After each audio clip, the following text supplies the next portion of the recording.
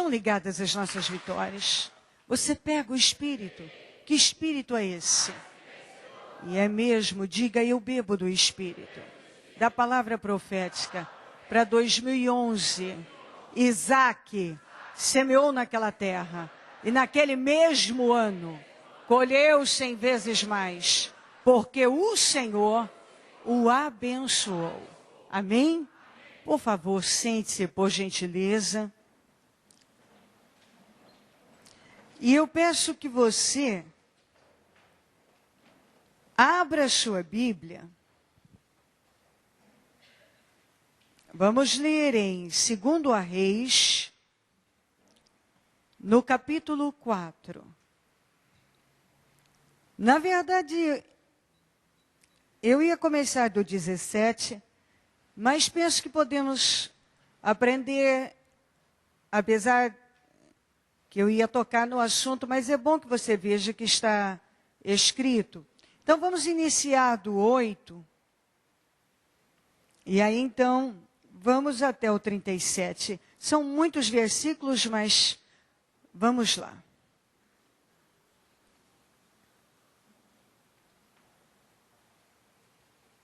Segundo a Reis, capítulo 4, vamos iniciar no 8.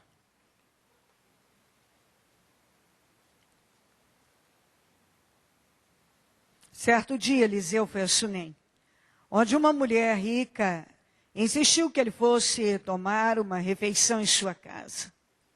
Depois disso, sempre que passava por ali, ele parava para uma refeição. Em vista disso, ela disse ao marido: sei que esse homem que sempre vem aqui é um santo homem de Deus. Vamos construir lá em cima um quartinho de tijolos e colocar nele uma cama, uma mesa, uma cadeira, uma lamparina para ele. Assim, sempre que nos visitar, ele poderá ocupá-lo. Um dia, quando Eliseu chegou, subiu ao seu quarto, deitou-se. Ele mandou o seu servo Geazi chamar a sunamita. Ele a chamou, e quando ela veio, Eliseu mandou Geazi dizer-lhe: você teve todo esse trabalho por nossa causa. O que podemos fazer por você? Quer que eu interceda por você junto ao rei ou ao comandante do exército? Ela respondeu: estou bem entre minha própria gente. Mais tarde, Eliseu perguntou a Geazi: o que se pode fazer por ela? Ele respondeu: bem, ela não tem filhos e seu marido é idoso. Então, Eliseu mandou chamá-la novamente, de novo. Geazi a chamou. Ela veio até a porta e ele disse: por volta desta época, no ano que vem, você estará com um filho nos braços. Ela contestou, não, meu senhor, não iludas a tua serva, homem de Deus. Mas, como Eliseu lhe dissera, a mulher engravidou e no ano seguinte, por volta daquela mesma época, deu à luz um filho. O menino cresceu e certo dia foi encontrar-se com seu pai, que estava com ceifeiros. De repente, ele começou a chamar o pai, gritando: ai, minha cabeça, ai, minha cabeça. O pai disse a um servo: leve-o para a mãe dele. O servo o pegou e o levou à mãe. O menino ficou no colo dela até o meio-dia e morreu. Ela subiu ao quarto do homem de Deus, deitou o menino na cama, saiu e fechou a porta. Ela chamou o marido e disse: preciso de um servo e uma jumenta para ir falar com o homem de Deus. Vou e volto logo. Ele perguntou: mas por que hoje não é lua nova nem sábado? Ela respondeu: não se preocupe. Ela mandou selar a jumenta e disse ao servo: vamos rápido. Só pare quando eu mandar. Assim ela partiu para encontrar-se com o homem de Deus no Monte Carmelo. Quando ele a viu à distância, disse ao seu servo Geazi: olhe, é a sunamita, corra ao seu encontro e pergunte a ela: está tudo bem? Com você, tudo bem com seu marido e com seu filho? Ela respondeu a Geazi: está tudo bem. Ao encontrar o homem de Deus no monte, ela se abraçou aos seus pés. Geazi veio para afastá-la, mas o homem de Deus lhe disse, deixe-a em paz. Ela está muito angustiada, mas o Senhor não me revelou e escondeu de mim a razão de sua angústia. E disse a mulher, acaso eu te pedi um filho, meu senhor? Não te disse para não me dar falsas esperanças? Então Eliseu disse a Geazi, põe a capa por dentro do cinto, pegue o cajado e corra. Se você encontrar alguém, não o cumprimente. Se alguém o cumprimentar, não responda. Quando lá chegar, põe o meu cajado sobre o rosto do menino. Mas a mãe do menino disse, juro pelo nome do Senhor e por tua vida, que se ficares não irei. Então ele foi com ela. Geazi chegou primeiro e pôs o cajado sobre o rosto do menino, mas ele não falou nem reagiu. Então Geazi voltou para encontrar-se com Eliseu e lhe disse, o menino não voltou a si. Quando Eliseu chegou à casa, lá estava o menino morto, estendido na cama.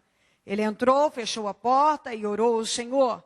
Depois deitou-se sobre o menino, boca a boca, olhos com olhos, mãos com mãos. Enquanto se debruçava sobre ele, o corpo do menino foi se aquecendo. Eliseu levantou-se e começou a andar pelo quarto. Depois subiu na cama e debruçou-se mais uma vez sobre ele. O menino expirou 7 vezes e abriu os olhos.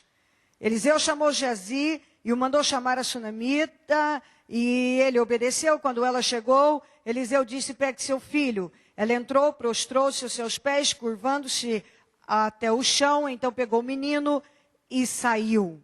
Amém. Nós aprendemos muita coisa aqui. Do começo ao fim, é um aprendizado essa história. Primeiro, nós entendemos que definitivamente as pessoas precisam ter isto em mente. Primeiro, você se aproxima de Deus, e então Deus se aproxima de você. Você dá um passo de fé, e Deus dá o seu encontro. Toda vez que você planta, você colhe. Primeiro você planta, depois você vai colher. Tudo na vida desta mulher, a vitória, que possivelmente era o que ela mais queria, porque ela tinha as demais coisas, veio depois que ela começou a apoiar o ministério do Eliseu. Ela começou com uma refeição e chegou a construir um quarto e mobiliá-lo para que ele pudesse se hospedar com tranquilidade e privacidade na casa dela. Ela tinha essa preocupação. Ela foi investir primeiro no ministério do Eliseu. Eu penso que esse é o passo que todo mundo deveria dar. Primeiro, se aproxime de Deus, agrade a Deus, tenha em mente que é isso que você tem que fazer. Primeiro, você se aproxima de Deus, investe no reino de Deus, com a tua vida, com tudo aquilo que Deus tem proporcionado a você, se doa primeiro a Deus. Normalmente, se quer primeiro que Deus haja na vida, para que depois a pessoa se desprenda e comece a fazer algo por ele. Eu penso que muitos têm demorado para entender a respeito disso. Primeiro você se doa para Deus. Você se lança no reino. Você dá passos de fé. Você investe na sua vida espiritual. Você investe naquilo que é de Deus. E a consequência sempre será uma grande, uma boa colheita. Sempre. Eu, em toda a minha vida, nunca vi alguém que realmente se lançasse de verdade em Deus, com coração sincero, que não fosse abençoado. Quando você planta fidelidade em Deus, justiça, você vai colher. Não há dúvida disso, sobre isso. Às vezes as pessoas demoram para entender que você jamais vai perder investindo na sua fé, no seu Deus, no reino de Deus. Aparentemente, é uma coisa, às vezes, a palavra é essa, é perda de tempo. Se você começar a olhar para o mundo, você vai começar a achar que você está jogando a sua vida fora em Deus. Se você começar a olhar para o ímpio, para a vida do ímpio, para o mundo, para os acontecimentos, em muitas situações você vai começar a olhar para a tua vida e achar que não está valendo a pena. E essa é uma forma do diabo enganar as pessoas. E é por isso que você vê muitas pessoas que entram na igreja e da mesma maneira que entram, elas saem sem nenhum compromisso com Deus. Sem nenhum comprometimento com Deus. Ao longo da minha vida, eu não sei com quantas pessoas já me encontrei, quantas já ungi, quantas já abençoei. Mas posso lhe dizer que uma quantidade imensa virou as costas para a fé. Porque não criam raízes, porque não buscam ter um encontro verdadeiro com Deus. Mas quando uma pessoa tem um encontro verdadeiro com Deus, e a fé que ela manifesta, que ela pratica, é uma fé viva, com justiça, com sinceridade. A vida dela sempre será de uma vida sólida. Porque está alicerçada na palavra.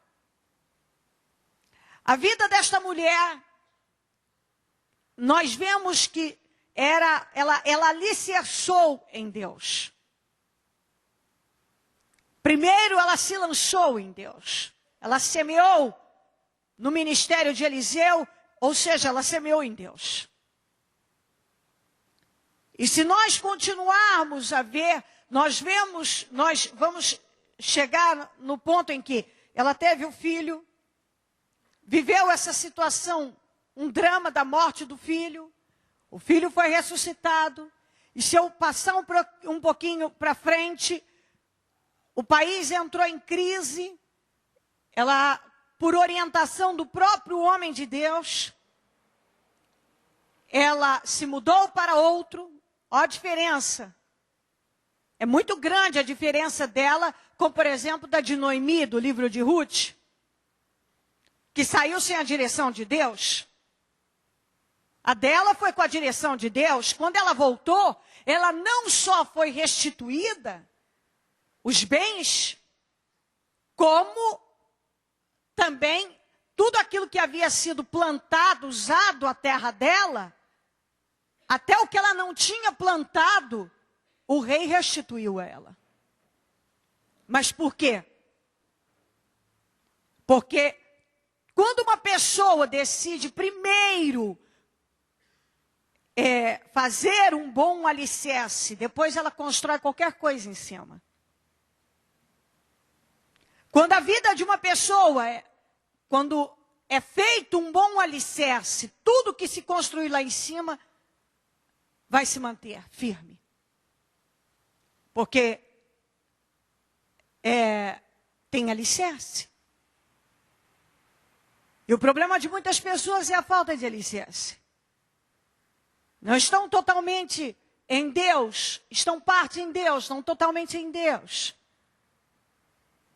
Não estão construindo a casa espiritual na rocha. Porque quando você só quer o que Deus pode te dar, você está construindo a sua casa na areia. Mas quando você decide amar a Deus, independente de qualquer coisa, você decide estar com Deus, você decide, está dentro de você. Eu amo a Deus, vou permanecer em Deus, jamais deixarei Deus. Não importa, eu estou vivendo algo que não é fácil de passar. mas eu amo a Deus. E ainda que ele não agisse nisso, coisa que é impossível, eu não deixaria de amar a Deus. Mas nos tempos atuais, isso está se perdendo a cada dia. Eu quero vitórias, eu quero o melhor, ensino você a viver o melhor em Deus. Mas se Deus não for a prioridade da tua vida, tudo passa.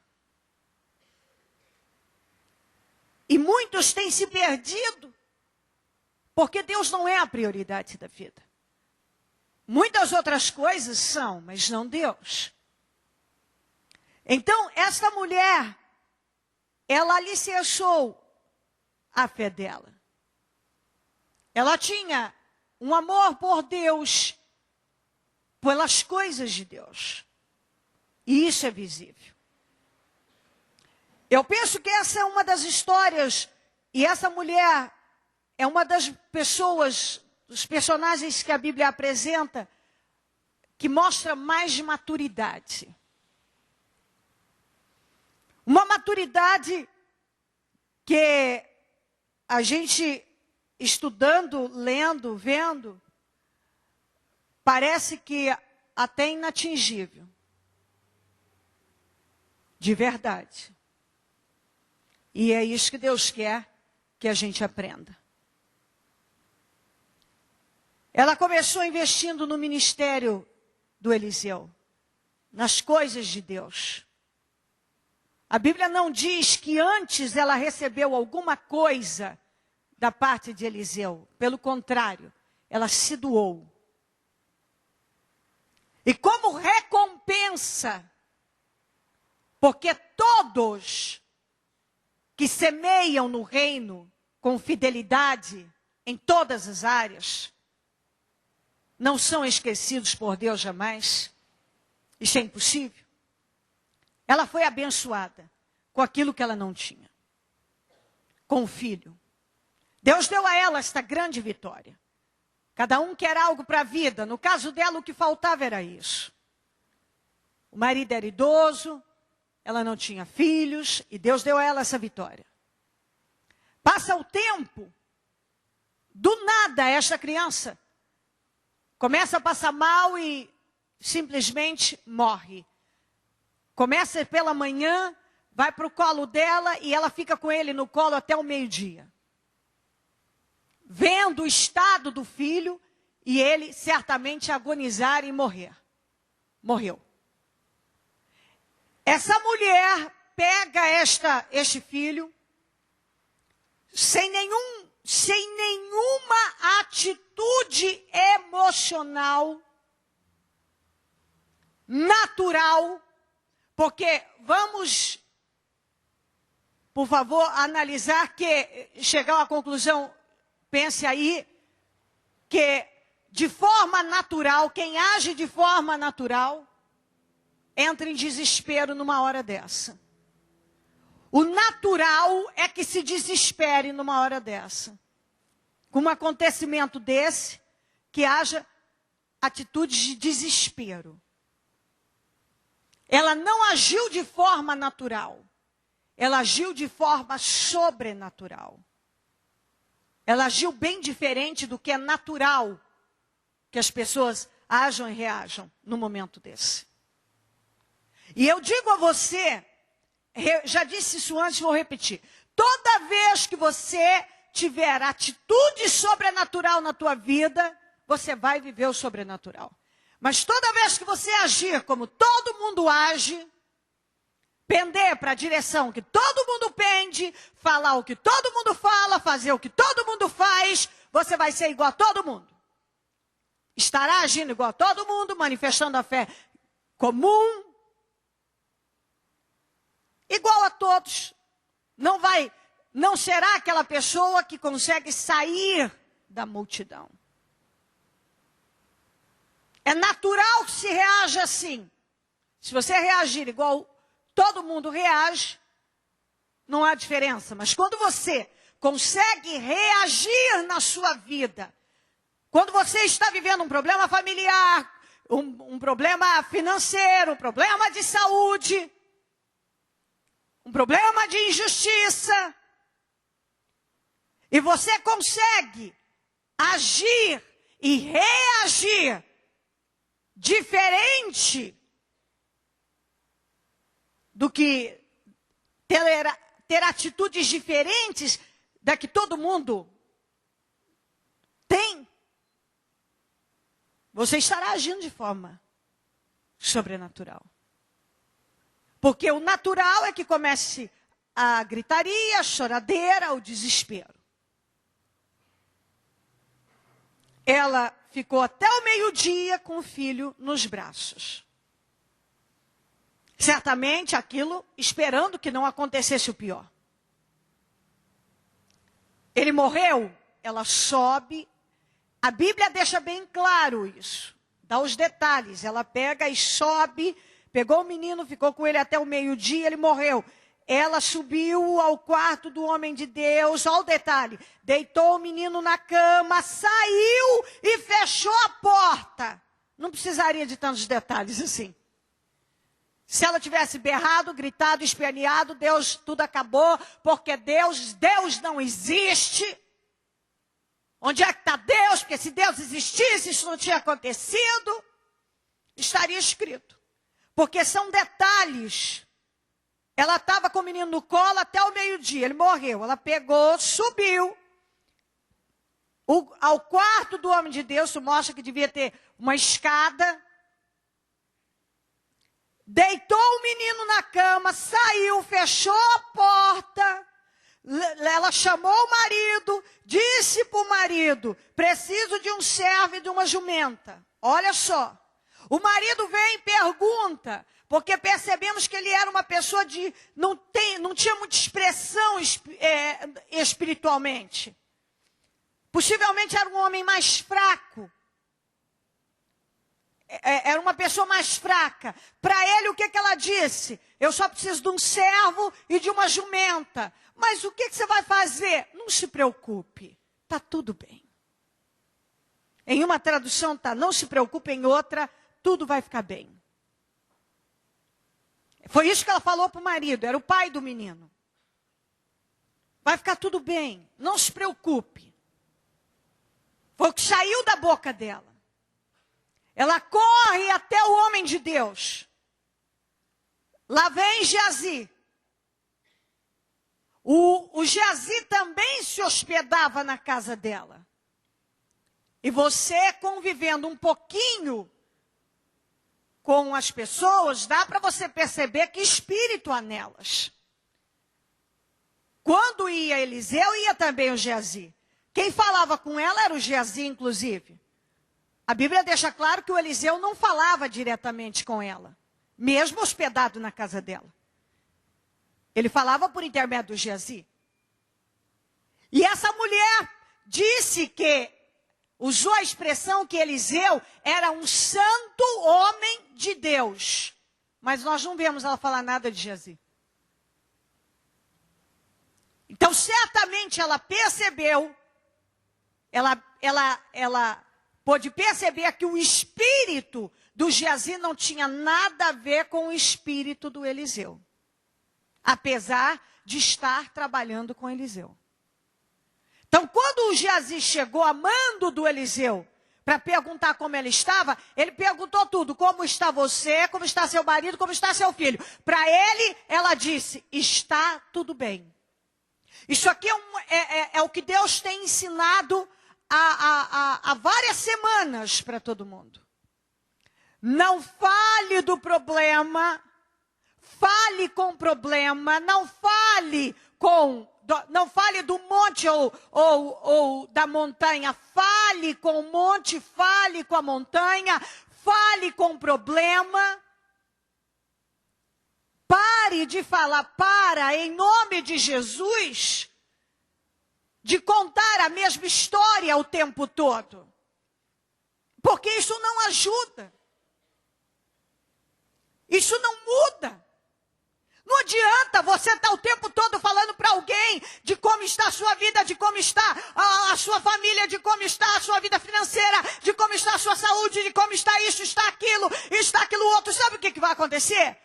Ninguém pode resolver a sua vida, só Deus. Só Deus.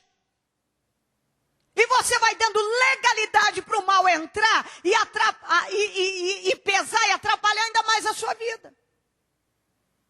O homem de Deus aqui era o Eliseu.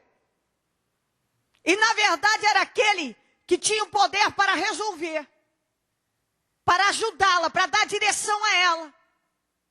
O Geazi não. O marido dela também não. Você vê que para ele ela não falou nada. Está tudo bem. Pelo contrário, ela colocou paz no coração dele. Ela trabalhou para tranquilizá-lo. Para tranquilizá-lo. Para o Geazi também está tudo bem, porque você não tem espírito. Então com você não tem assunto, está tudo bem a minha vida. Eu tenho um filho morto em casa, mas para você está tudo bem.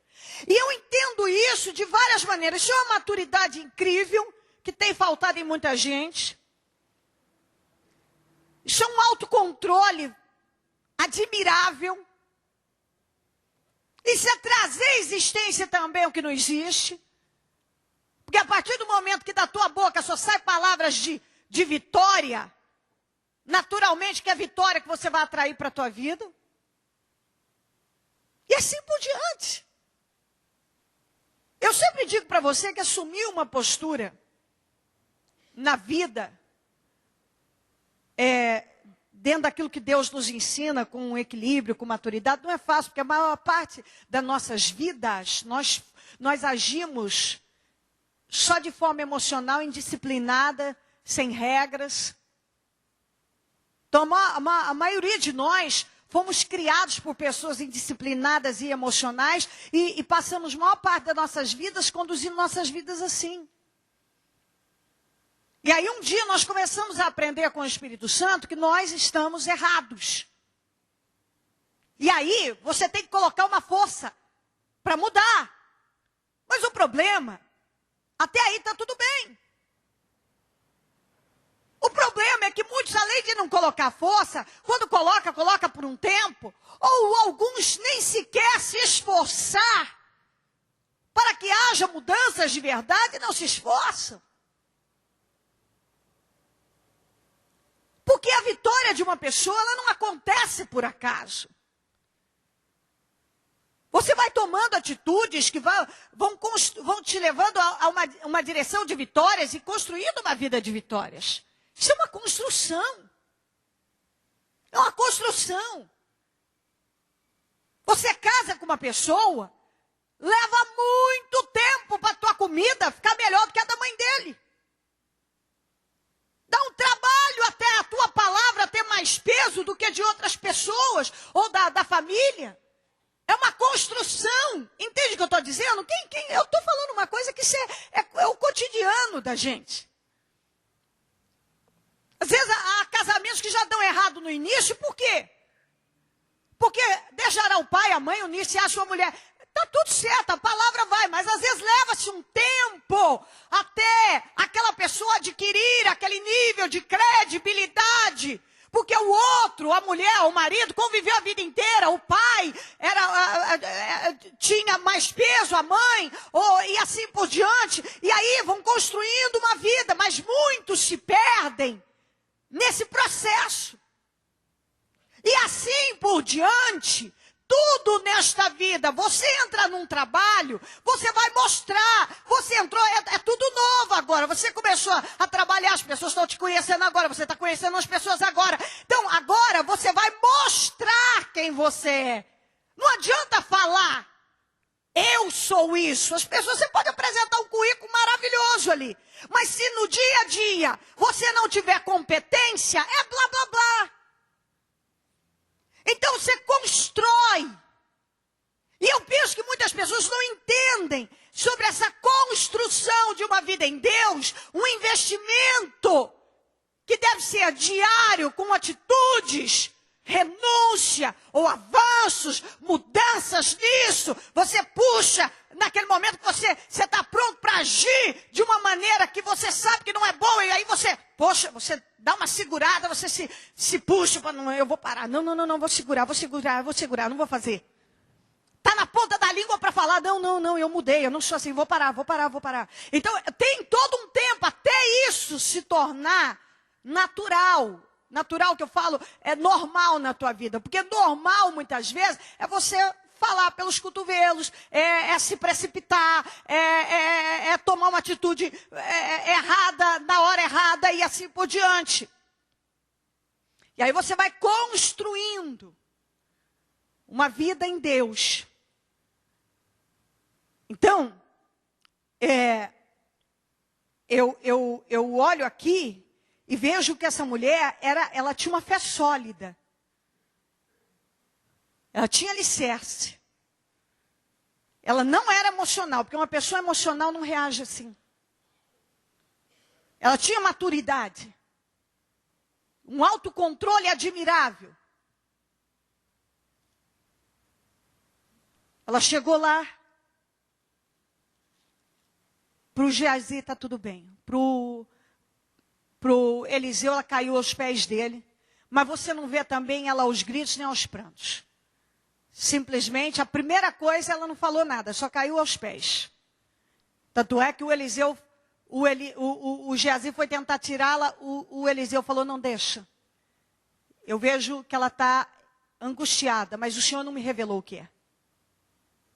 Ele não sabia o que tinha acontecido. Aí ela falou, eu não pedi ao Senhor que não me desse falsas esperanças? Aí, o Eliseu, nesse momento, mandou o Geazi fazer uma coisa. Pegar a capa, pegar o cajado, ir lá e colocar no menino o cajado. Se você virar aqui um pouquinho, no 2 Reis 2, 13, diz assim, ó. Depois pegou o manto, ou em outra tradução, capa de Elias, que tinha caído, e voltou para a margem do Jordão, bateu nas águas do rio com o manto e perguntou, onde está agora o Senhor, o Deus de Elias? Tendo batido nas águas, elas se dividiram e ele atravessou. Quando os discípulos dos profetas, vindos de Jericó, viram isso, disseram, o espírito profético de Elias repousa sobre Eliseu. Então foram ao seu encontro e prostraram-se diante dele e por aí vai. Essa mesma capa, aqui ó, o Eliseu mandou o Geazi pegar com cajado, ir lá levar e colocar no menino o cajado. Não aconteceu nada. Nada. Mas se eu continuar a ler, nós vamos descobrir por quê. Porque apesar do Geazi estar ali com Eliseu, ele não tinha um coração sincero diante de Deus. Ele não era uma pessoa que primava em manter a vontade de Deus acima de tudo. Nós vamos ver na frente que ele era mentiroso, ganancioso, e trocou a possibilidade de ser o sucessor de Eliseu por 2 mudas de roupa e 70 quilos de prata do Naamã. Trocou. Então nós vamos ver lá na frente que, na verdade, ele estava ali, vendo todos aqueles acontecimentos, mas não havia temor, santidade, pureza, comprometimento. O mesmo propósito de Elias que o Eliseu abraçou e que era para ele ter abraçado também. O Eliseu foi sucessor de Elias. O Geazi podia ter sido de Eliseu. Ele podia ter, hoje eu poderia estar também pregando sobre os feitos, os milagres que Deus realizou por intermédio de Geazi. Mas você vê que não adianta. Às vezes a pessoa, ela está, teoricamente, ou fisicamente, ela está em Deus. Mas ela não está em espírito e em verdade. Ela está na igreja. Ela recebe a mesma palavra. A capa, o cajado, ela tem também, ela pega também. Só que na vida dela não tem efeito, não acontece, porque não é o mesmo espírito. Não é o mesmo espírito. E assim tem sido com muitos. Deus, ele também já vestiu a capa e já pegou o cajado. Falta de palavra, de promessa, de mensagens de vitória, de propósitos, de jejuns, não é, mas que adianta tudo isto. E o coração não ser sincero, temente, realmente aberto para Deus. Comprometido com Deus. Nada. Nada. A capa na mão do Eliseu, ele tinha acabado de pegar a capa, ele nunca tinha pego a capa. Foi a primeira vez que pegou a capa. As águas se dividiram. As águas do Rio Jordão. Quando se fala se dividiram, ele passou em seco, igual no Mar Vermelho. Na mão dele, imediatamente um milagre aconteceu ao ponto dos discípulos de profeta chegarem e verem aqueles, o espírito de Elias está sobre Eliseu. Caíram de joelhos. A sunamita nem falar que ela tinha um filho morto em casa para ele, ela falou. A capa, o cajado na mão dele era uma coisa comum. Porque quando o coração de uma pessoa não é sincero, quando ela não é comprometida com Deus, o que poderia ser transformador na vida dela não acontece nada. Na vida dela não acontece nada. E é isso que tem que entrar no entendimento. Por que na minha vida não acontece? Não questione a Deus. Analise o que está dentro do teu coração. Por que a capa na mão do Eliseu divide as águas, na minha não vira nada? Por que o cajado na mão do Eliseu tem um efeito, na minha mão não tem nada? Não acontece nada. Por que na vida de tantas pessoas eu vejo acontecendo isso aqui, na minha não acontece? Por quê? Teu coração, teu espírito, tua língua. É isso. É isso. Está ali, ó, já é servo do Eliseu. Servo, mas lá na frente você vê, era mentiroso, ganancioso. E Deus não pode operar na vida de um mentiroso, ganancioso, de uma pessoa hipócrita. Gente, em nome de Jesus. Não se esconda atrás de nada. Se Deus falar com você, acate. Porque senão a vida vai seguindo. E não há os avanços que tanto se diz desejar. Não há. Então, em nome de Jesus, a capa na mão do Eliseu dividiu as águas na mão do Geazi, nada.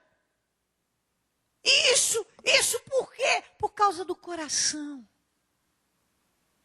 Ah, mas ele já era o servo do Eliseu. Então, pois é, para você ver que tá com o Eliseu, tá no meio, tá vendo, tem tudo. Ao mesmo tempo não tem nada, porque o que mais precisa tá faltando, que é aqui, ó. Transformação aqui, ó. Transformação. Todos nós temos defeitos, falhas, tendência a alguma coisa. Aí eu tenho que ter consciência disso para poder trabalhar isso na vida. Você tem uma tendência a falar demais, ao orgulho, à arrogância. Você tem tendência a ser uma pessoa que pesa sobre a vida do outro. Você tem uma tendência a isso, aquilo. Você tem que descobrir qual a sua tendência. Bom, você tem, ok. Agora trabalha isso. O problema é que algumas pessoas estão entrando o ano e saindo o ano. E ela continua seguindo na mesma direção. Não vai mudar. Não permite que haja uma transformação no espírito. Aí a palavra vem, a mensagem vem. E Deus fala algo, e Deus fala mais isso, e Deus fala isso. Vamos mudar isso. E as perdas estão acontecendo. E mais uma perda, e mais uma vergonha, e mais uma situação para destruir com a pessoa. Mas a pessoa não acorda que precisa de uma mudança aqui. Aqui a mudança. Tem gente que acha que o problema é a sua conta bancária. O problema é o espírito. O problema não é que falta dinheiro na tua conta bancária. Meu problema é que eu não tenho dinheiro. O seu problema é falta de espírito. É língua grande. É falta de temor e compromisso com Deus.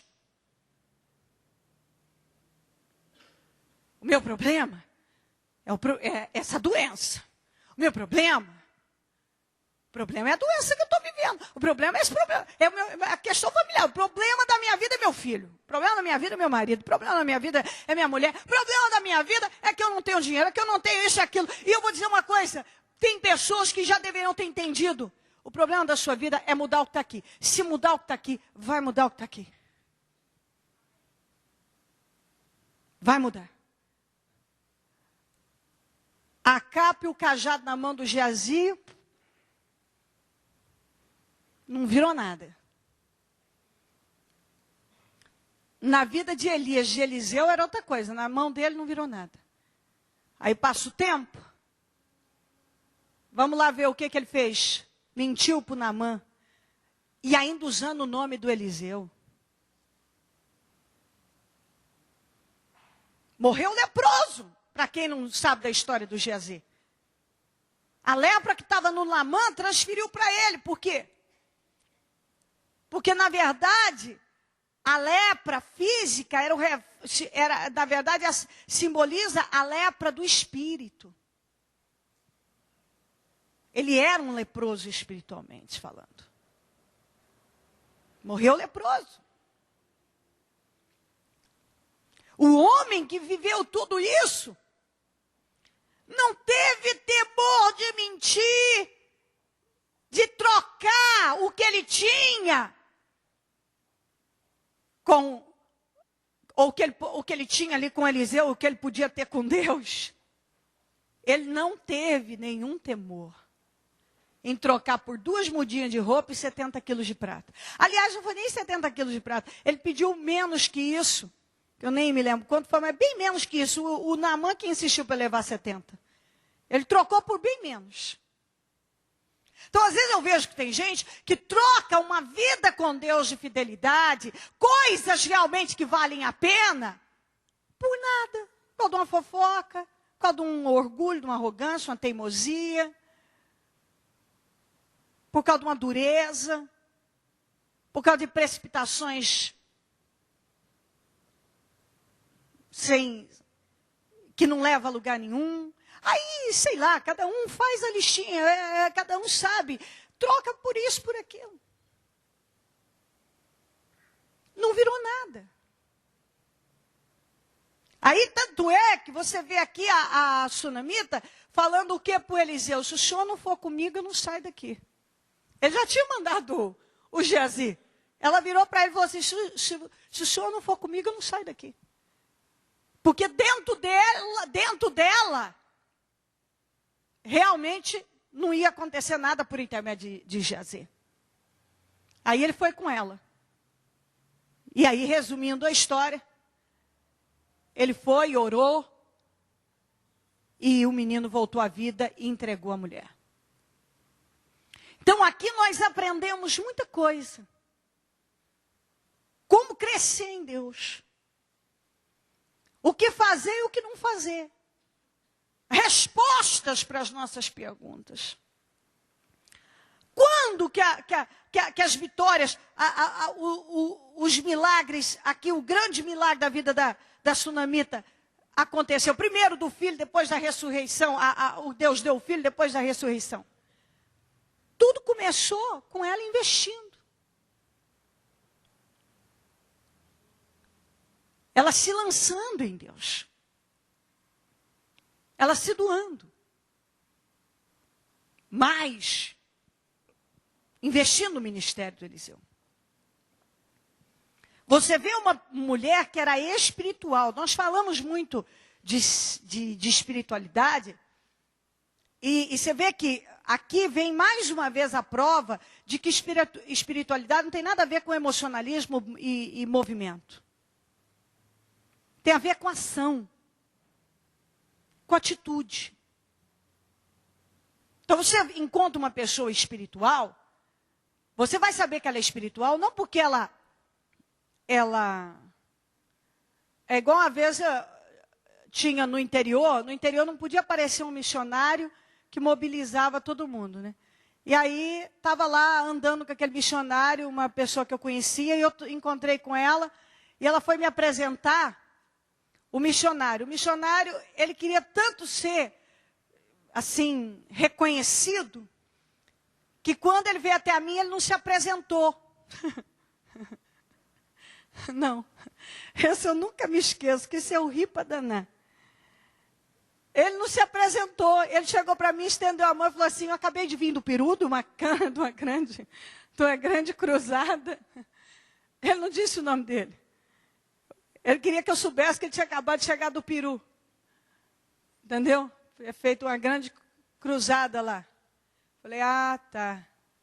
Amém. Que Deus continue com a sua vida, amém? No Peru e por muitos outros lugares. Para todos os lugares. Ok? Entendeu? Então, a pessoa está tão condicionada já, a necessidade de que todo mundo soubesse. Olha, eu já fui lá, eu fui cá. Para que eu pudesse reconhecer que ele era espiritual. Você não reconhece uma pessoa espiritual porque ela foi no Peru ou não sei aonde. Entendeu? Você conhece uma pessoa espiritual no dia a dia dela. Eu posso ter rodado o mundo e ser uma carnal. Até porque basta eu virar uma mochileira que eu posso rodar o mundo em 2 tempos. Bem rapidinho. Sem muito custo. Então, eu posso falar para muita gente de um monte de coisas. Sobre Deus, sobre isso, sobre aquilo. Mas eu preciso ter prática, vivência. E você descobre espiritualidade. Quem é espiritual mostra da hora que ele levanta, a hora que ele vai deitar. Não é só numa reunião, ou num evento, ou isso, aquilo. Quem é de Deus é de Deus. Quem é de Deus é de Deus. Então, até porque você vê aqui no caso do Eliseu, que quando o Elias foi tomado, que ele pegou a capa, foi a sua primeira grande experiência, iniciando ali o seu ministério sozinho. E Deus já pôde se manifestar ali, na vida dele. Então é no dia a dia, e eu gostaria muito, porque se tem uma coisa que dói meu coração, é quando eu vejo que pessoas estão se perdendo na fé. Ou estão as suas consciências sendo cauterizadas, a consciência da pessoa sendo cauterizada. Eu vejo que a pessoa está se distanciando, ela está morrendo. Um dia ela até viveu mais em Deus, mas se a vida dela está estagnando e retrocedendo e nada mais está avançando. Isso em mim incomoda muito. Eu me incomodo. Eu não gosto. Porque a verdade é que quando o desejo que Deus coloca no coração, no meu coração, e penso que no coração das pessoas que estão voltadas para Ele e desejosas de agradar, de agradá-lo acima de tudo, é esse: que todos vençam, que todos sejam bem-sucedidos. E eu sei que é possível ter uma vida plena em Deus. Eu nunca vou dizer a você de facilidades ou isso ou aquilo, mas uma vida de vitórias. Uma vida de vitórias continuamente. Então, em nome de Jesus, eu penso que Deus tem trabalhado para que aquele que ainda não amadureceu na fé, não amadureceu como cristão, amadureça. Amadureça. Os dias são maus, minha gente. Os dias são maus. Você vê que todo dia tem uma notícia de uma desgraça maior. Basta você ligar a televisão que você encontra uma desgraça maior sendo noticiado. É ou não é? Hã? Uma desgraça maior. Você vê que se uma pessoa não tiver escondida em Deus, já era. Ou, não adianta só dizer que é cristão. Não adianta. Não adianta. Quantas pessoas que dizem, não, é cristão, eu sou cristão, ele é cristão. Não, é cristão, eu sou cristão. Então não adianta, você tem que ter uma vida com Deus. Tem que ter vida com Deus, sinceridade.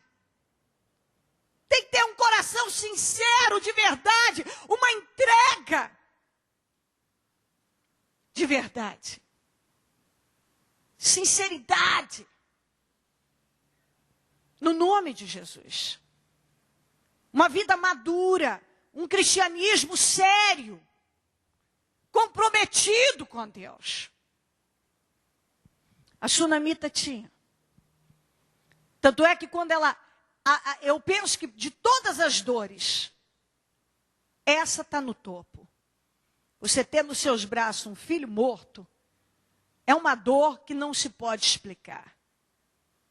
E penso que por mais que alguém diga, eu sinto muito para alguém que perdeu um filho, ou eu te entendo, não é verdade. Você nunca vai sentir o bastante, nem sequer entender o que é aquilo, a não ser se passar. É uma dor grande. Ela estava vivendo esta dor. E ela confiou em Deus. E o que eu penso aqui, que Deus vai lançar agora, para esse final da palavra, sobre você. Após te ensinar sobre várias coisas. É sobre a pessoa não aceitar uma perda de algo que Deus deu para ela. Quem tinha dado filho para a sunamita foi Deus, não foi o capeta. Foi Deus. E você vê que ela se manteve firme, confiando, e não abriu mão daquilo que Deus havia dado a ela. E eu penso que isso é um grande problema na vida de muitos cristãos. A pessoa abre mão muito fácil daquilo que Deus deu para ela. Eu penso que se uma pessoa está realmente em Deus, o que Deus dá a ela é dela. É dela. É para ela, é para ela. É dela, é dela. Ainda que esteja morto, tem que voltar. Tem que voltar. Tem que haver restituição. Eu creio assim. Ainda que esteja morto, tem que voltar.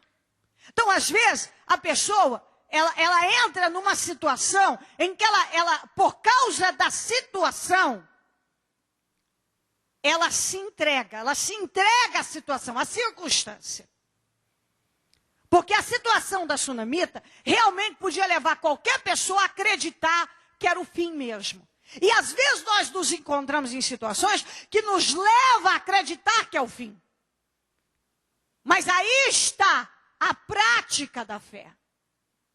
O que é uma fé viva em ação? Uma pessoa alicerçada no Senhor. O que ela fez? Ela foi em busca da mudança daquilo lá. Ela não aceitou. Então, eu creio, e isso eu ainda falei na minha reunião na sexta-feira, que neste domingo, após Deus trabalhar com você mudanças, que Ele espera que você efetue, que você coloque em prática. Ele está falando de restituição, de algo que realmente está perdido. Quantas vezes algo se levanta, uma bênção, vem até nós e de repente brutalmente é tirada. Parece que é arrancado, e agora eu perdi de vez. Começa a reagir nisso agora. Mas reagir como a sunamita. Traga à existência o que não existe, está tudo bem. Para de falar que você perdeu ou que está vivendo tal situação. Declara como você quer. Não aceita a perda disso. Mas possua isso na tua vida. Seja lá o que for. Seja lá o que for. É na saúde, que às vezes vem diagnósticos que levam a pessoa a desabar e não é para desabar, é para viver o poder de Deus. Um problema na família. Um problema financeiro. Quantas vezes nós vemos pessoas que tinha sido dada a elas uma promoção e de repente tudo aquilo cai por terra. Um aumento salarial cai por terra. E a pessoa então, se entrega à situação. Não é para se entregar. Reivindica o que é teu. Se você tem buscado de Deus, e algo diante de você, que era uma bênção, você sabe que é uma bênção, você buscou para isso. O diabo mata, rouba e destrói. Então, se veio bênção na tua vida, veio da mão de Deus. Sendo assim, cabe a você trabalhar a restituição disso. Eu não vou aceitar. Hoje eu coloco um ponto final nisso. Eu quero essa vitória na minha vida. Eu quero essa restituição. Eu quero essa restituição. E eu quero dizer uma coisa para você. Seja guiado pela palavra de Deus e não por dúvidas, medos, raciocínios negativos. Seja guiado pela palavra de Deus. Quando Deus falar com você, não coloque em dúvida o que Deus tem colocado diante da tua vida.